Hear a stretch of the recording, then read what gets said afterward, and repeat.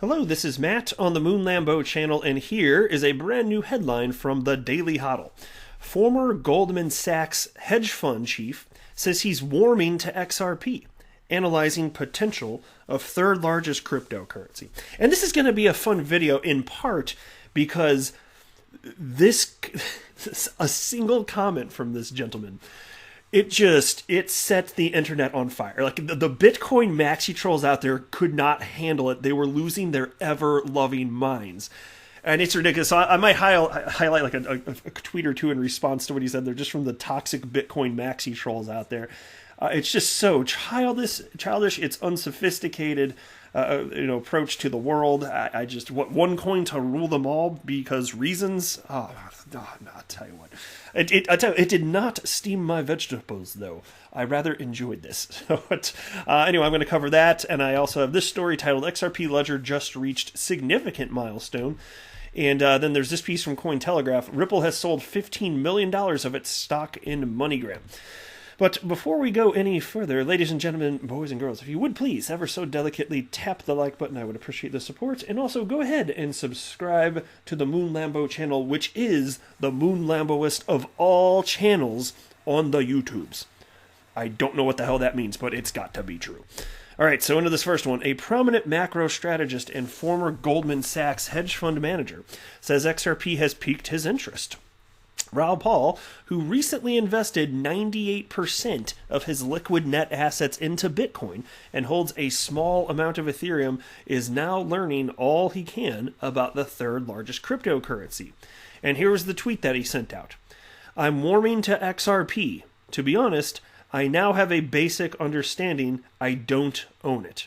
Well, there you go. That's a start, right? That's a start. And then you get stuff like this. Here, I'll just pull up the Twitter thread. Like, for instance, this, who is this? I don't know who this is. ALBTRSS. I don't even know how you're supposed to pronounce that. Anyway, so this individual responded to Raoul Pal on Twitter and wrote, "It takes 20 years to build a reputation and 5 minutes to ruin it. If you think about that, you'll do things differently." And so there is just like this huge thread, and it's just Bitcoin maxi troll after Bitcoin maxi troll saying that they're unfollowing him and just like warning him that he's destroyed his reputation, all because he's researching XRP and he found something to be appealing, at least at the outset. And he hasn't finished. Like, he could very well in the end come back and say, yeah, it's not for me. In which case, fine. I think that he did not come to the right conclusion, but that's fine. He's being open-minded, and he's not a troll. Whatever conclusion he comes to, and I don't know what it'll be, he's not being a troll. He's being an open-minded adult. And to see the children just acting like idiots out here, it's really entertaining. It's seriously very entertaining. I love it. And then you can see on the other side, there's a bunch of XRP community members in this thread just saying, nothing but encouraging and polite things. And so talk about a juxtaposition. My God, it's ridiculous. But anyway, piece continues here. Paul's public exploration of XRP triggered a wide range of responses on crypto Twitter. He says the naysayers are only making him more interested in forming his own opinions. And check this out. I freaking love this. And these comments, the next quotes, I believe it came from Pomp's podcast, which I did watch. Anthony Pompliano. And it was funny as soon as this popped up, because I didn't even know that he was going to be talking about Ripple or XRP in this video. I just watch some of Pomp's stuff sometimes. And this popped up, and I was like, well, this is interesting, because, Anthony Pompliano seems like a nice dude out there, but he's a Bitcoin maximalist, and he's not a troll, but he's clearly not a fan of XRP. Or any other coin, but specifically XRP, he's got some qualms with. But here's a quote. "If somebody tells me not to look at Ripple, I will go and look at Ripple because you will not tell me what to do. And I will find out myself what its flaws and what its potential benefits are, and assess the probability myself. I may reach exactly the same conclusions as you. I may reach completely different conclusions." Yeah, no kidding. And so another thing, I got another quote in just a second here, but he's recognizing that, because he's looking for opportunities. He's looking at things he can buy cheap and sell for more. And he ultimately thinks that perhaps it's the case that XRP is undervalued, like supremely undervalued. So check this out. Paul says traders should make level-headed and independent judgment calls on investment opportunities and always analyze whether the market is undervaluing the potential of a given asset. So here's the quote. Check this out. I don't own Ripple. Now, obviously, he means XRP. He's new. He's researching. He probably, at this point, legitimately doesn't know the difference between the two. He probably legitimately thinks that XRP is also known as Ripple because, to be fair, back in the day, it was used interchangeably, but it is not now. There's a reason that, if you go to like CoinMarketCap or like CoinWatch, the number 3 coin, it doesn't say Ripple anymore. It used to. It just says XRP. But anyway, so he says, I don't own Ripple. I'm not getting into that fight. But let's assume I think it has a 10% chance of becoming something much bigger, but the whole market is giving it 0.5% chance. That misalignment in risk reward is a huge opportunity. That's what we do in financial markets. We have to remain open. And look, and I've been saying that message on and off for almost 2 years on this channel, which is that I know that XRP is number 3 market cap, but still I believe that it's undervalued. Because a lot of the people, especially early on in the space, were Bitcoin maxis, and they're becoming a smaller percentage as time passes because as more people come on board, they're more level-headed. But it was the anarchist libertarian type that initially adopted crypto, and so any coin that would ultimately be used to help the legacy financial system, you can imagine that it was not cool back in the day. But that's a smaller percentage of the crypto community as time passes, and more you get more of a blend of types of people with different ideological backgrounds that join the space, right?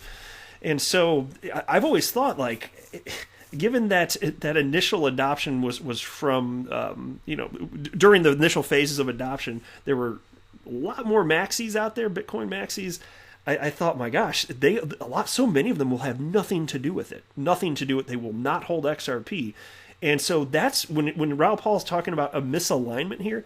I've been thinking that for some time. I personally, and look, this is not financial advice. I don't have a financial background. Don't buy or sell anything because anything I say are right. But I personally believe that XRP is supremely undervalued. And now here's the rest of his quote. You can't trade financial markets and go, well, I'm only going to trade Apple and every other company is a fraud. They're not as good because their phones aren't as good. I mean, that's ridiculous. What we look for is, okay, where is the secular trend change? What's the best vehicle to express that view? And can I diversify that view? Can I add juice to that view? Can I create alpha around that view? And so ultimately, Paul says macro traders often have a unique perspective on the markets, and he urges crypto enthusiasts to keep an open mind as to what's required to bring new money into the space. And here's another quote. So that's why I come at it. And I think all the macro guys, we just come at it differently. And I understand that some of the crypto community doesn't like that because it kind of feels like we're abusing the space. But much like I talked about with regulation, I get people upset when I say regulation is a good thing. But if you want to get rich, people are going to have to come into the space. And so right there, this is the type of behavior that you get from a stereotypical Bitcoin maxi troll. No, we don't want regulation. No, anything that's not Bitcoin, especially if it's XRP, is bad. Ridiculous. You unsophisticated mouth-breathing troglodytes. Get the hell out. Holy hell. It's freaking ridiculous. All right, into the next piece, though. XRP Ledger just reached significant milestone. I thought this was cool, so it's going to be brief, but I wanted to mention this here. The number of ledgers settled on the XRP network has surpassed 60 million, as per data provided by XRP Ledger Explorer XRP Scan.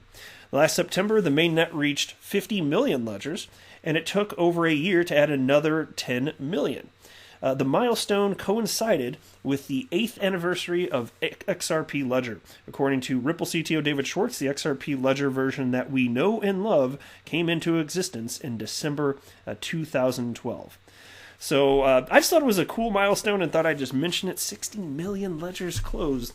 And it just keeps on flying, New ledger closes every 3 to 5 seconds, and typically it's usually just almost all of them, like it's on average just a hair under 4 seconds. So cool stuff. All right, last piece for this video. Ripple has sold $15 million of its stock in MoneyGram. Ripple Labs has sold a huge chunk of its 2019 investment in MoneyGram. Per a Friday night filing with the Securities and Exchange Commission on Friday night, which is redundant, but crypto media, they don't, they just type this stuff up and then they don't read it, and they just upload it to the Webernets. A bunch of C students, man. But from November 27th through December 4th, Ripple Labs managed to sell, I'll just round it, 2.2 million shares of MoneyGram, and the tech firm netted a total of $15.3 million from the sale. MoneyGram's stock value has soared in recent months from $2.94 on October 1st to $8.53 on November 23rd. And no small part thanks to the news of Ripple's sell-off, MGI has slipped back down to $6.54 as of publication. Like, I don't know that necessarily has anything to do with it. Ripple still has a very strong relationship with MoneyGram. So I just think that, what typically happens when you see a huge run-up like that, from $2.94 to $8.53, it's probably just a retracement.